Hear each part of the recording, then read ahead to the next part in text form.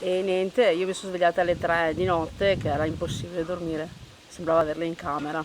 Musica ad alto volume fino alle prime ore del mattino di domenica. Musica così forte che i residenti non sono riusciti a dormire, come ci hanno testimoniato.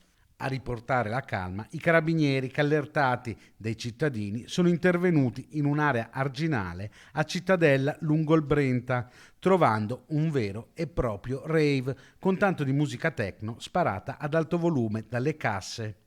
Una settantina i ragazzi presenti provenienti da tutte le province del Veneto, da Vicenza a Venezia, da Treviso a Rovigo, con un'età compresa tra i 18 e i 30 anni, arrivati lì sulle rive del fiume grazie al passaparola che caratterizza questi eventi. Sono 54 i denunciati, anche se chi vive nelle zone limitrofe alla festa assicura che le persone erano molte di più.